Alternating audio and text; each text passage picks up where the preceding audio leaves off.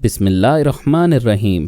السلام علیکم محترم ناظرین و سامعین، آپ سن رہے ہیں دیوتا۔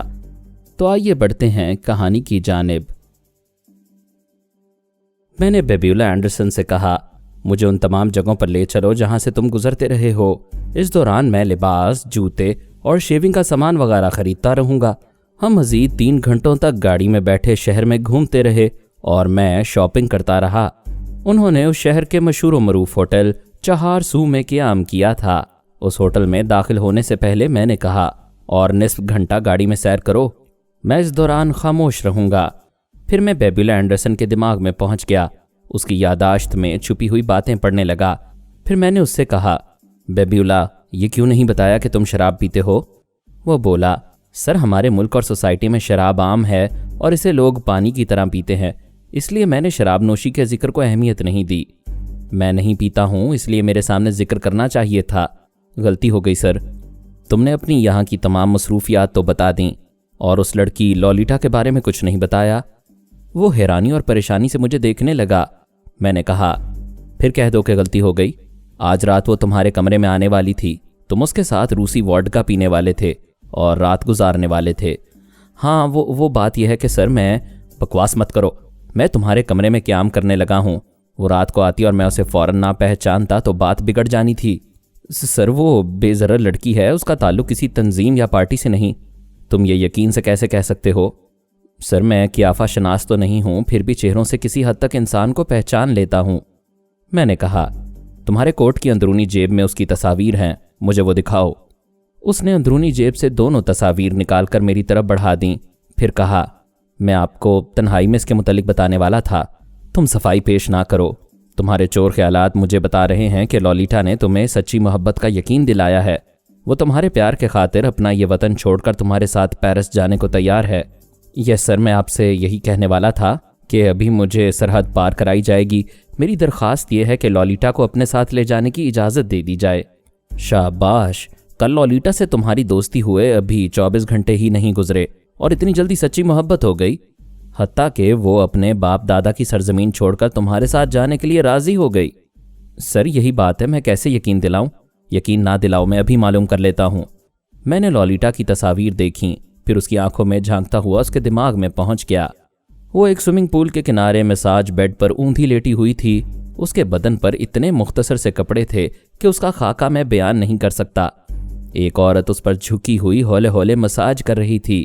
یہ بے حیائی غلامی کے دور سے تھی، چونکہ ابھی کئی شعبوں پر روس کا غلبہ تھا اور مغربی ملکوں سے آنے والی بے حیائی کو چھوٹ دی جا رہی تھی، اس لیے اب بھی سریراہ شراب پینے والے اور عورتوں کے ساتھ فری ہونے والے مناظر کہیں نظر آ جاتے تھے۔ یہاں اسلامی تہذیب اور شرافت کو عام ہونے میں کئی برس لگتے۔ غیر ملکیوں کی یہ پوری کوشش تھی کہ اسلامی جمہوریت اپنے مکمل اقدار کے ساتھ قائم نہ ہونے پائے۔ میں تھوڑی دیر تک لولیٹا کے خیالات پڑھتا رہا، پھر دماغی طور پر حاضر ہو کر بیبیولا اینڈرسن سے کہا، کل رات تم لولیٹا کے ساتھ اوپرا میں تھے، تمہیں احساس نہیں ہوا کہ وہ باتوں ہی باتوں میں تمہیں زیادہ پلا رہی ہے؟ نو سر، کل میں مدہوش نہیں ہوا تھا۔ پھر لولیٹا کو کیسے معلوم ہوا کہ تمہارے بریف کیس میں آئل ریفائنری کی ایسی تصاویر ہیں جو فوجی نقطہ نظر سے بہت اہم ہیں؟ خدا نخواستہ آئندہ کبھی جنگ چھڑے گی تو ان تصاویر کے ذریعے دشمنوں کو تیل کے کنویں میں گولے برسانے کی مکمل رہنمائی ملے گی۔ سر، لولیٹا تصویروں کے بارے میں کچھ نہیں جانتی۔ میں نے ایک زور کا الٹا ہاتھ اس کے منہ پر رسید کیا، پھر پوچھا، تم ہوش میں تو ہو کہ کس کے سامنے یہ بول رہے ہو؟ میں تصویروں کے بارے میں لولیٹا کے دماغ سے معلوم کر رہا ہوں اور تم حقیقت سے انکار کر رہے ہو؟ وہ تمانچہ کھا کر اپنی انسلٹ پر تل ملا رہا تھا۔ کہنے لگا، آپ نے مجھ پر ہاتھ اٹھا کر اچھا نہیں کیا، میں فرانسیسی انٹیلیجنس کا چیف ہوں۔ میں نے کہا، چیف تھے، میرے تمانچے کے بعد نہیں رہے۔ فرانس کے اعلیٰ حاکم بھی تمہارا یہ عہدہ بحال نہیں کر سکیں گے۔ مسٹر فرہاد، یہ آنے والا وقت بتائے گا۔ کیا ایسا کوئی آنے والا وقت تم دیکھ سکو گے؟ آپ کہنا کیا چاہتے ہیں؟ یہی کہ تم یہ راز جانتے ہو کہ فرہاد یہاں تمہارے بھیس میں موجود ہے۔ تم لولیٹا کی دیوانگی میں آئندہ شراب پی کر اس کے سامنے میری اصلیت اگل دو گے، اس لیے تمہاری زبان کو ہمیشہ کے لیے بند ہو جانا چاہیے۔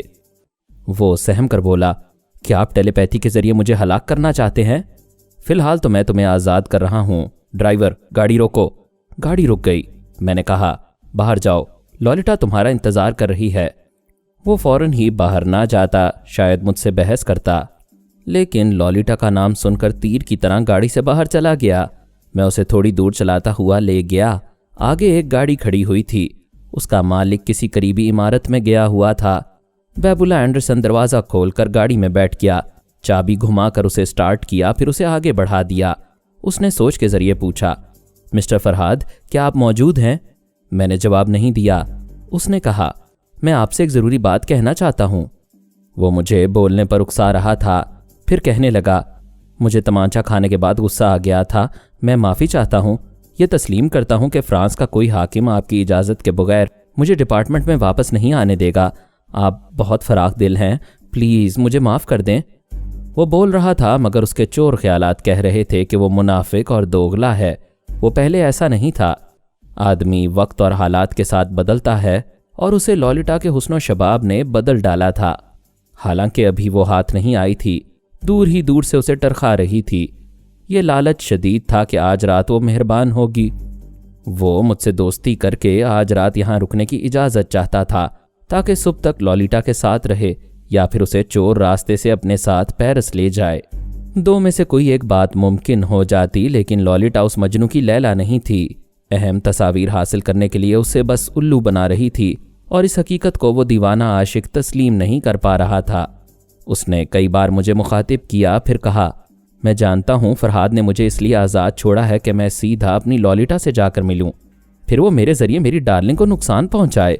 लेकिन मैं इतना नादान नहीं हूँ कि खुद पर जान देने वाली की जान का दुश्मन बनकर अभी उसके पास जाऊँ। मैं ऐसे वक्त जाऊँगा जब वो हमारी ताक में नहीं रहेगा। ऐसा सोचते वक्त अक्सर शिकार होने वाले भूल जाते हैं कि वो अपनी मर्जी से ना कुछ सोच सकते हैं, ना ही कोई हरकत कर सकते हैं। वो भी ये भूल रहा था। इतना तो यकीन हो गया था कि वो भरोसे के काबिल नहीं रहा है। उसके ज़रिए लॉलिटा के पीछे छुपे हुए दुश्मनों को यहाँ मेरी मौजूदगी का इल्म हो जाएगा। वो ड्राइव करता हुआ शहर से बाहर आया, एक जगह गाड़ी रोकी, फिर दरवाज़ा खोल कर बाहर आ गया। उसकी सोच कह रही थी, ये मैं क्या कर रहा हूँ? इस वीराने में क्यों आया हूँ? वो खाली उस जहन होकर सोचने लगा कि वो इधर क्यों आया है। दरअसल मैं उस वक्त उसके दिमाग में नहीं था। अचानक दिमागी तौर पर अपनी गाड़ी में हाजिर होना पड़ा। मेरे एक मेज़बान ने मोबाइल फ़ोन का रिसीवर मुझे देते हुए कहा, मिस्टर हार्प आपसे गुफ्तगू करना चाहते हैं। जैकी हार्प उनकी टीम का लीडर था। उसने कहा, हेलो मिस्टर फरहाद, 6 घंटे गुजर चुके हैं, आप अभी तक होटल नहीं पहुंचे। मैं इंतज़ार कर रहा हूं। मैंने कहा, फ़ोन रख दो, मैं गुफ्तगू जारी रखता हूं। उसने फ़ोन बंद कर दिया। मैंने उसके पास आकर उसे बेबुला एंडरसन की अहमकाना इश्किया दास्तान सुनाई। उसने कहा, जनाब, उस बेबुला ने तो बड़ी हमाकत का सबूत दिया है। जी हाँ, अगर मैंने उसे जहन्नम में नहीं पहुंचाया तो वो शराब के नशे में लॉलिटा को मेरी असलियत बता देगा। मैं टीम के लीडर की हैसियत से कह रहा हूं कि उसे जिंदा नहीं रहना चाहिए। मैंने कहा, मिस्टर हार्प, आप फौरन बेबुला के कमरे में जाएं और उसके ब्रीफ केस से ऑयल रिफाइनरी की तमाम तस्वीर निकाल कर अपने पास छुपा लें। मैं अभी बेबुला के पास से आता हूँ। मैं बेबुला के पास आते ही चौंक गया था। वो आग के शोलों में घिरा हुआ था। मैंने जल्दी जल्दी उसके ख्यालात पढ़े क्योंकि उसका दिमाग मुल्कुल मौत की एक फूंक से बुझने वाला था। मैंने सोचा था कि उसे वीराने में पहुंचाकर मजबूर करूंगा कि वो अपने ऊपर पेट्रोल छिड़क कर आग लगाए और इस तरह जल मरे कि उसकी सूरत पहचानी ना जा सके। इस तरह मैं यहाँ बेबुला बनकर रह सकता था। लेकिन सवाल ये पैदा होता है कि उसने खुद ही अपने ऊपर पेट्रोल छिड़क कर आग क्यों लगाई? उसे किसने मजबूर किया था? जबकि मैं उसके दिमाग में नहीं था। मैं जैकी हार्प से बातें कर रहा था। ये सोचा नहीं जा सकता था कि वो खुद ही जलकर मर गया होगा। वो मौत को नहीं, महबूबा को गले लगाना चाहता था। मेरी गैर मौजूदगी में किसने उसे मरने पर मजबूर किया था? लेकिन वो कौन था? इस वीराने में उसके आसपास कोई नहीं था। शोले भड़कने के अमल को कुछ लोगों ने दूर से देखा था और उसकी समत दौड़े चले आ रहे थे। उसके ख्यालात बता चुके थे कि उसने अपनी मर्जी के खिलाफ खुद को आग लगाई है। इससे साफ जाहिर हो गया था कि यह हरकत टेलीपैथी के जरिए की गई है। मेरे अलावा कोई और उसके अंदर मौजूद रहा था और चुपचाप मेरी तमाम कार्रवाइयां देखता रहा था। इसे मालूम हो गया था कि अब मैं बेबुला बनकर वहां रहने वाला हूं।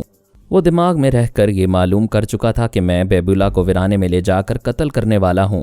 इसलिए जब मैं थोड़ी देर के लिए जैकी हार्प के पास गया तो अजनबी ख्याल ख्वानी करने वाला ये मालूम ना कर सका कि मैं बेबुला के अंदर मौजूद हूं या नहीं। उसने मेरे प्रोग्राम के मुताबिक उसे मरने पर मजबूर कर दिया। मैंने जैकी हार्प के पास आकर कहा, हमारा मंसूबा बुरी तरह नाकाम हो रहा है। कोई दूसरा टेलीपैथी जानने वाला पता नहीं कब से बैबुला के दिमाग में था और तुम सबकी मसरूफियात को देखता और समझता था। उसने बैबुला को ख़त्म कर दिया है। क्या तुमने उसके ब्रीफ केस से तस्वीर निकाल लीं? अफसोस के साथ कहता हूँ सर, तस्वीरें गायब हैं। कत्ल करने वाले ने बैबुला के दिमाग से ब्रीफ केस के लॉक का नंबर पढ़ लिया होगा। उसके मुताबिक वो ब्रीफ केस खोलकर असल तस्वीरें ले गया है। मैंने फौरन ही लॉलिटा के दिमाग की तरफ छलांग लगाई और वापस आ गया। उसका दिमाग मौत की तारीकी में डूब चुका था। मैंने जैकी हार्प से कहा, बैबुला की तरह लॉलिटा को भी हलाक कर दिया गया है। ये बात समझ में आ गई है। वो बैबुला से तस्वीरें हासिल कर लेने के बाद किसी काम की नहीं रही थी। उस टेलीपैथी जानने वाले ने लॉलिटा को क्यों मार डाला? इसलिए कि मैं उस लड़की के जरिए अजनबी ख्याल ख्वानी करने वाले के दूसरे आलाकारों तक पहुंच सकता था। जनाब, इस मामले में हम बुरी तरह नाकाम रहे हैं। नाकामी तो मेरी है कि वो अजनबी टेलीपैथी जानने वाला यहाँ फरहाद अली तैमूर को देख रहा होगा और जाल फैला रहा होगा। मैं किसी को इतना मौका नहीं देता कि वो छुपकर मुझ पर नज़र रखे। मैंने ड्राइवर से कहा, गाड़ी तमनगान की तरफ ले जाओ। जैकी हार्प ने मुझसे पूछा, आप कहाँ जा रहे हैं? मैं ऐसी जगह छुपने जा रहा हूँ जहाँ दुश्मन का घेरा टूट जाएगा। आप वाकई उम्दा चालें चलते हैं। आप जहाँ भी जाएं मुझे इत्तला देते रहें ताकि मैं आपके लिए सहूलियात फराहम करता रहूँ। जब मैं तुम्हें कह रहा हूँ कि मैं छुपने जा रहा हूँ तो फिर तुम्हें वहाँ के मुतल्लिक इत्तला क्यों देता रहूँगा? दरअसल मिस्टर हार्प, मैं इसी तरीक़ाकार से दुश्मनों का सुराग लगाता हूँ। इस वक्त वो ख्याल ख्वानी करने वाला तुम्हारे दिमाग में छुपा हुआ है। जैकी हार्प ने कहा, जनाब ये आप क्या कह रहे हैं? मैं जो कह रहा हूँ वो सुनते जाओ। वो तुम्हारे पास रहकर नाकाम होगा तो ड्राइवर के दिमाग में आएगा। वो तुम्हारी टीम में अपने लिए जगह बना चुका है। मैंने गाड़ी रुकवा दी। अपने आसपास बैठे हुए मेज़बानों से कहा, आप लोग गाड़ी से उतर जाएं और कोई सवाल ना करें। वो कोई बहस किए बगैर उतर गए। गाड़ी आगे बढ़ गई। ड्राइवर ने मुखातिब किया, हेलो मिस्टर फरहाद, मैं ड्राइवर की ज़ुबान से बोल रहा हूँ। मैंने ड्राइवर को देखा। वो तेज़ी से गाड़ी ड्राइव करता हुआ कह रहा था, फरहाद अली तैमूर, कभी ऐसा हुआ है कि तुम किसी गाड़ी में हो और वो तुम्हारे काबू में ना रहे? इस गाड़ी का ड्राइवर यानी कश्ती का मल्लाह जब चाहे तुम्हें डबो देगा। मैंने कहा, ट्रांसफॉर्मर मशीन ने दूध पीते बच्चों को भी टेलीपैथी सिखा दी है। तुम माँ का दूध छोड़ते ही मेरे पास मरने चले आए हो। मैं वो बच्चा हूँ कि दुश्मनों को भी अपने साथ दूध पिलाता हूँ। एक दूध की गाड़ी तुम्हारे पीछे आ रही है और एक गाड़ी आगे जा रही है। इस ड्राइवर का दिमाग मेरे कब्जे में है। तुम्हें हथियार रखने की आदत नहीं है, इसलिए मेरे आला कार ड्राइवर को नुकसान नहीं पहुंचा सकोगे। अबे ओ टेलीपैथी की नाजायज़ औलाद, ये क्यों भूल गया है कि अभी मैं बैबुला एंडरसन का मेकअप करने के लिए कैंची से दाढ़ी मूछें कतर रहा था। कैंची भी तो एक हथियार ही है। ये कहते ही मैंने कैंची की नोक ड्राइवर की गर्दन पर मारी। तेज़ रफ्तारी से चलने वाली गाड़ी ज़रा डगमगाई। रफ्तार सुस्त हुई। मैंने आगे की तरफ झुकते हुए दरवाज़ा खोलते हुए ड्राइवर को बाहर धक्का दे दिया। वो बाहर लुढ़खड़ा गया। गाड़ी एक तरफ मुड़ते हुए रुक गई। मैंने फुर्ती से स्टीयरिंग सीट संभाल कर उसे दोबारा स्टार्ट किया। पीछे आने वाली गाड़ी से फायरिंग होने लगी। आगे जाने वाली गाड़ी से कुछ लोग बाहर निकलकर मेरी तरफ फायरिंग कर रहे थे, लेकिन मेरी गाड़ी को तेजी से अपनी तरफ आता देखकर बौखला गए थे। सड़क के दोनों किनारों की तरफ दौड़ते जा रहे थे ताकि दरख्तों या पत्थरों की आड़ लेकर फायरिंग कर सकें। उनकी गाड़ी सड़क पर खड़ी हुई थी। मेरी गाड़ी उसे टक्कर मारती हुई आगे निकल गई। मैंने अकब नुमा आईने को एडजस्ट करते हुए देखा। वो लोग फायरिंग करते हुए दौड़ कर आए और सड़क पर तिरछी हो जाने वाली गाड़ी में बैठ गए। उस गाड़ी के तिरछे हो जाने से पीछे आने वाले साथियों की गाड़ी रुक गई थी। उनके दोबारा गाड़ी में बैठने और गाड़ी को सीधा करके आगे बढ़ाने में जितना वक्त लगा, उतनी देर में मैं उनसे दूर एक मोड़ पर पहुंच गया। मैं अक्सर वो तदबीर करता हूं जिसके बारे में दुश्मन सोच भी नहीं सकते। वो गाड़ी मुझे आगे भागने में मदद दे सकती थी, लेकिन मैंने उसे रोक दिया। दरवाज़ा खोलकर बाहर आया। अपने लिए जो नया लिबास खरीदा था उसे फाड़ डाला। मेकअप के सामान से माचिस निकाली, फिर चाबी से पेट्रोल टैंकी को खोला। फटे हुए कपड़े को पेट्रोल में भिगोया। आधा कपड़ा टैंकी के अंदर घुसाया, आधा बाहर लटकाया। फिर एक तीली को आग लगाकर कपड़े को आग दिखाते ही वहां से भागता चला गया। सड़क के एक तरफ किसी फैक्ट्री की तामीर के लिए अहाते की दीवार दूर तक नजर आ रही थी। जैसे ही मैं छलांग लगाकर दीवार पर चढ़ा, एक जोरदार धमाका हुआ। मैं दीवार के दूसरी तरफ पहुंच गया। वहां से सड़क नजर नहीं आ रही थी, लेकिन धमाके से फटने वाली गाड़ी के टुकड़े फजा में बुलंदी तक उड़ते हुए दिखाई दिए।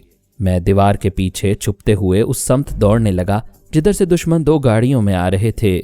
वो मुझे दीवार के पीछे नहीं देख सकते थे, लेकिन धमाके वाले मोड़ पर पहुंचकर रुक गए। गाड़ी के पिछले हिस्से में वाफिर पेट्रोल था जो सड़क पर फैल गया था। उसके साथ आग भी फैल गई थी। कोई गाड़ी वहां से नहीं गुजर सकती थी। मैं बहुत दूर जाकर फिर दीवार पर चढ़कर सड़क की समत उतर गया।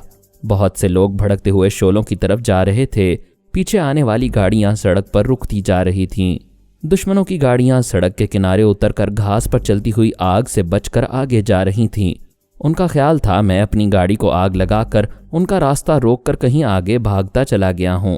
उस सड़क पर गाड़ियां जा भी रही थीं और आ भी रही थीं। मैंने एक गाड़ी वाले से कहा, मिस्टर, क्या मुझे ताशकंद तक लिफ्ट मिलेगी? वो शख्स बहुत ही जिंदा दिल था। मुस्कुराकर बोला, अगर लिफ्ट नहीं दूंगा तो अचानक तुम हथियार निकालकर मुझे हलाक करने की धमकी दोगे। मैं मजबूर हो जाऊंगा। लिहाजा मजबूर होने से बेहतर है मैं तुम्हारी शराफत की जुबान समझ लूं। आ जाओ, इसे अपनी ही गाड़ी समझो।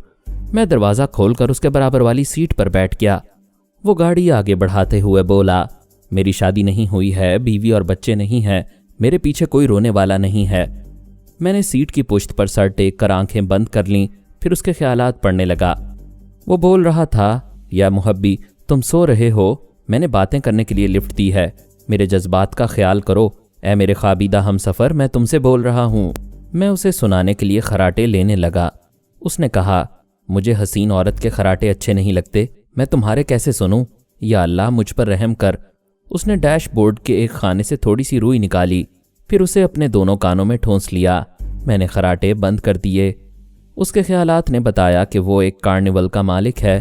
उस कार्निवल में सर्कस के तमाशे दिखाए जाते हैं, तरह तरह के खेल और दिलचस्पियां होती हैं।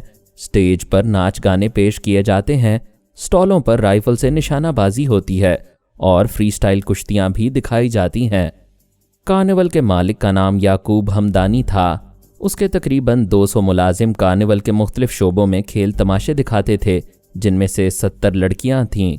इधर कुछ दिनों से कुछ लोग याकूब हमदानी को परेशान कर रहे थे। उसे धमकियां दे रहे थे कि अगर उसने अपने कार्निवल में 4 अजनबी मर्दों और 2 औरतों को मुलाजमत ना दी और यहाँ की सरकार को मुतमईन ना किया कि वो 6 बंदे उसी के कार्निवल के पुराने मुलाजिम हैं, तो उसका नतीजा बुरा होगा। ऐसी धमकी से साफ जाहिर ये था कि वो 2 अजनबी औरतें और 4 मर्द गैर कानूनी तौर पर उज़्बेकिस्तान आए हैं और जाली शनाख्ती कागजात के जरिए कार्निवल में पनाह लेना चाहते हैं। गोया कोई खुफिया तंजीम थी जो अपने 6 बंदों को वहाँ की शहरियत दिलाना चाहती थी। याकूब हमदानी के साथ अक्सर ऐसा होता था। जब वो रूस की एक रियासत से दूसरी रियासत में अपना कार्निवल ले जाता था तो हुकूमत के बागी कार्निवल में छुपकर और काफ़ी असलहा छुपाकर एक जगह से दूसरी जगह ले जाते थे। आजकल गैर मुल्की जासूस उसके पास छुपने आया करते थे। मैंने आंखें खोलकर उसे देखा, फिर सीट पर सीधा होकर बैठते हुए हैरानी से पूछा, क्या मैं सो गया था? वो चिढ़कर बोला, नहीं, मैं सो रहा था और तुम ड्राइव कर रहे थे। सॉरी, दरअसल बात यह है कि जब कोई ज़्यादा बोलता है तो उसकी बात शुरू होते ही मुझे नींद आ जाती है। मैं उल्लू नहीं हूँ, तुम्हें नींद नहीं आई थी, तुम बस मुझसे पीछा छुड़ा रहे थे। ये बताओ, ताशकंद में कहाँ ड्रॉप करूँ? अपने कार्निवल में। उसने हैरानी से पूछा, तुम्हें कैसे मालूम हुआ कि मेरा ताल्लुक कार्निवल से है? तुम्हारी पेशानी पर लिखा है कि तुम्हारा नाम याकूब हमदानी है और तुम कार्निवल के मालिक हो। उसने गाड़ी रोक दी, अकब नुमा आईने को अपनी तरफ घुमाकर अपनी पेशानी को देखा, फिर बोला, मेरी पेशानी पर कुछ लिखा हुआ नज़र नहीं आ रहा। पेशानियों पर लिखी हुई तहरीरें सिर्फ मैं पढ़ता हूँ। अच्छा तो पढ़ो और बताओ क्या क्या लिखा है। तुम 6 अजनबियों से परेशान हो, वो आज रात तुम्हारे कार्निवल में पनाह लेने आ रहे हैं। कमाल है, तुम परेशान करने वालों की तादाद से भी वाकिफ़ हो। सच बताओ, क्या उनके नुमाइंदे हो? बिल्कुल नहीं, मैंने कभी उनमें से किसी की सूरत भी नहीं देखी। तुम ऐसे लोगों को नाराज़ नहीं करते क्योंकि वो तुम्हारे कार्निवल को नुकसान पहुंचाते हैं। ऐसे लोग दोस्त बनकर तुम्हें माली फ़ायदा पहुंचाते हैं। और कुछ पढ़ूं? हाँ, ये बताओ, जब उनसे माली फ़ायदा पहुंचता है तो मैं परेशान क्यों हूँ? मौजूदा हुकूमत ने तुम्हें ताकीद की है कि अगर तुम्हारे कार्निवल में कोई जासूस छुपा होगा या कार्निवल की आड़ में मुल्क दुश्मनी करोगे तो लंबे अरसे के लिए जेल चले जाओगे। भाई, तुम तो मेरी पेशानी को किताब की तरह पढ़ रहे हो। हाँ, तुम्हारे कार्निवल में पहले से चंद नापसंदीदा लोग मौजूद हैं। तुम ऐसे लोगों से निजात हासिल करना चाहते हो। आज तुमने बड़ी मुद्दत के बाद फजर की नमाज पढ़ी और दुआ मांगी कि खुदा तुम्हें ऐसे लोगों से निजात दिलाए। लो, खुदा ने तुम्हारी दुआ सुन ली। अगर तुम्हारा ईमान मुस्तहकम है तो यकीन कर लो, उस माबूद ने मुझे निजात दहिंदा बनाकर तुम्हारे पास भेजा है। वो मुझे आंखें फाड़ फाड़ कर देख रहा था और सोच रहा था कि उसे अपना ईमान मजबूत रखना चाहिए। قدرت کب اور کس بہانے مدد پہنچاتی ہے یہ بندہ سمجھ نہیں پاتا۔ اگر سمجھنے کی کوشش کی جائے تو غائبانہ مدد سمجھ میں آ جاتی ہے۔ وہ میرا ہاتھ تھام کر بولا، تم میرے ساتھ کارنیول چلو گے؟ اس نے کار آگے بڑھائی۔ میں نے کہا، ہاں فی الحال تمہارے ساتھ رہوں گا، میں بھی اس ملک میں اجنبی ہوں۔ میں تم پر کس حد تک بھروسہ کر سکتا ہوں؟ میں مسلمان ہوں، پاکستانی ہوں۔ مسلمانوں کی نو آزاد اسلامی جمہوریت کی راہ میں جو بھی حائل ہوگا میں اس کے پیروں تلے سے زمین سرکا دوں گا۔ مجھ پر اعتماد کرنے کے لیے صرف آج رات تک میرے ساتھ رہو، میں تمہارے کارنیول کو تمام ناپسندیدہ عناصر سے خالی کروا دوں گا۔ اس نے مجھ سے ہاتھ ملاتے ہوئے کہا، میں تم پر بھروسہ کروں گا، آج تم میری مشکل آسان کرو گے تو کل صبح سے تمہیں اس ملک کا باقاعدہ شہری بنا دوں گا۔ متعلقہ شعبے میں بہت اوپر تک میری پہنچ ہے، اعلیٰ افسر کے سامنے نوٹوں کی گڈیاں رکھتے ہی کام بن جاتا ہے۔ کیا اپنا حلیہ تبدیل کرو گے؟ اس نے گاڑی آگے بڑھائی۔ میں نے کہا، یہ میرا اصلی چہرہ نہیں ہے، میں عارضی میک اپ میں ہوں، اپنے لیے کچھ ضروری سامان خریدوں گا۔ میں نے تاشقند پہنچ کر پھر نیا لباس اور دوسری ضروریات کی چیزیں خریدیں، پھر گاڑی میں آ گیا۔ وہ ڈرائیو کرنے لگا۔ کارنیول کے احاطے میں پہنچنے تک میں نے بیبولا اینڈرسن کے میک اپ سے نجات حاصل کر لی تھی۔ اپنے چہرے پر مونچھوں کا اور ہلکی سی خوبصورت سی تراشیدہ داڑھی کا اضافہ کیا تھا۔ آنکھوں میں ہلکے سبز رنگ کے لینز لگائے تھے۔ چھوٹی چھوٹی تبدیلیوں سے چہرہ بالکل بدل گیا تھا۔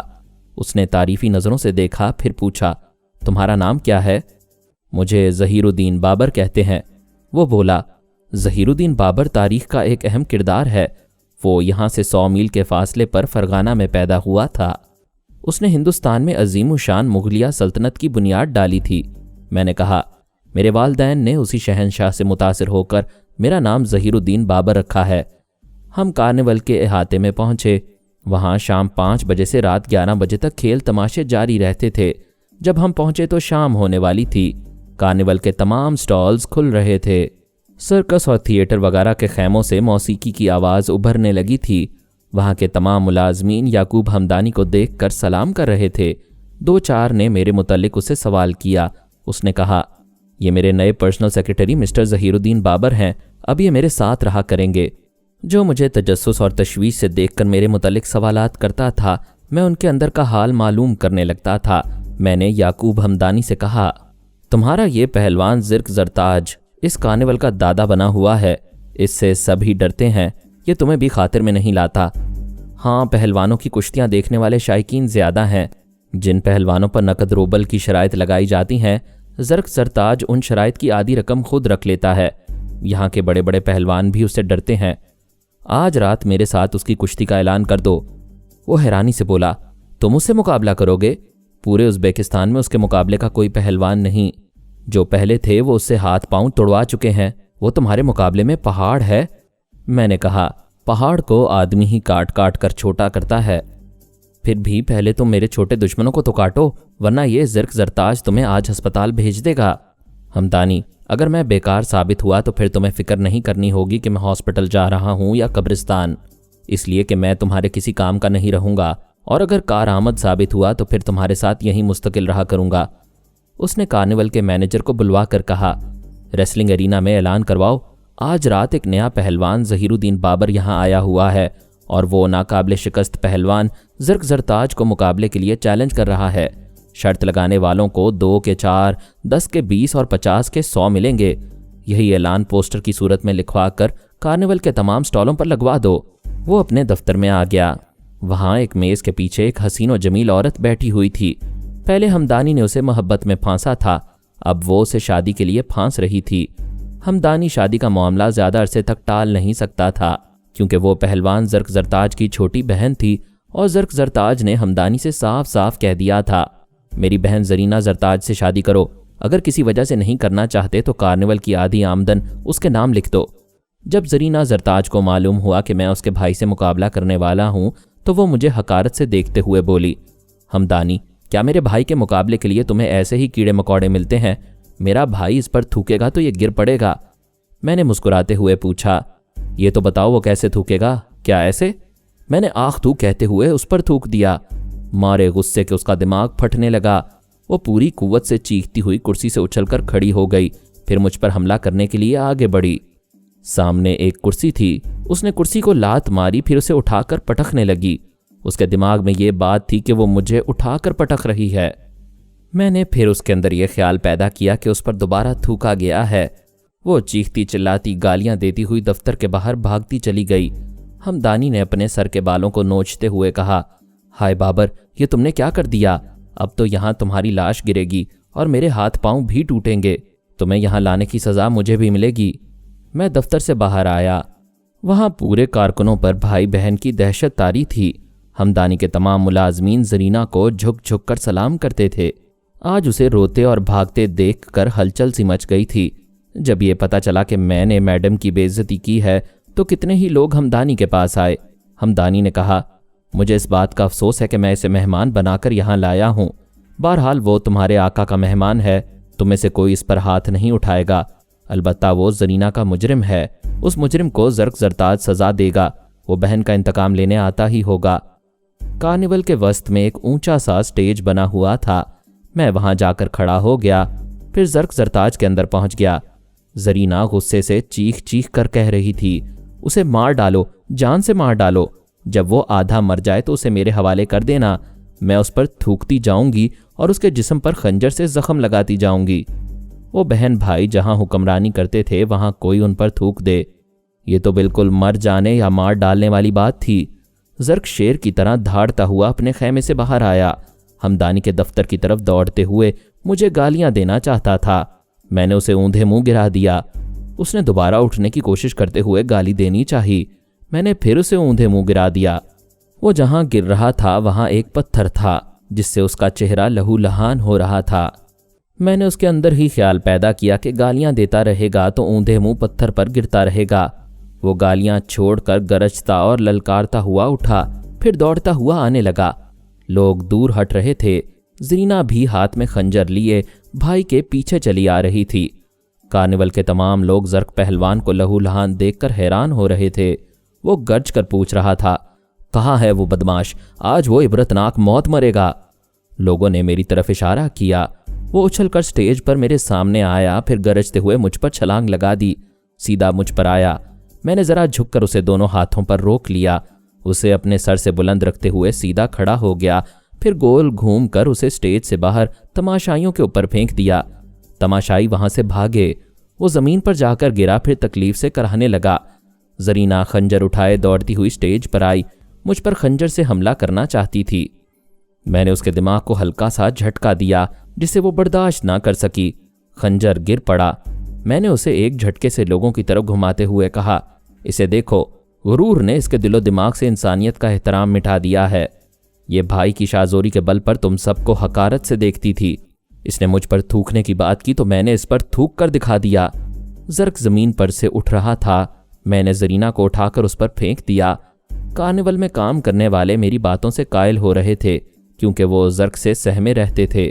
وہاں تماشے دکھانے اور ناچنے گانے والی لڑکیاں بھی اس کے خلاف ہمدانی سے شکایات کرتی تھیں، اور بیچارہ ہمدانی زرق کے سامنے ہاتھ جوڑ کر کہتا تھا، پلیز لڑکیوں کو پریشان نہ کرو، وہ بھاگ جائیں گی تو پھر کارنیول کے لیے ایسی تربیت یافتہ لڑکیاں مشکل ہی سے ملیں گی۔ آج وہ لڑکیاں بہن بھائی کو مار کھاتا دیکھ کر خوش ہو رہی تھیں، لیکن ان لڑکیوں کی طرح دوسرے مرد بھی اپنی مسرتوں کو چھپا رہے تھے۔ انہیں ابھی پوری طرح یقین نہیں ہوا تھا کہ میں اس خطرناک پہلوان پر آخر تک غالب رہوں گا۔ زرینہ اور زرتاج کی عزت پر بنائی تھی۔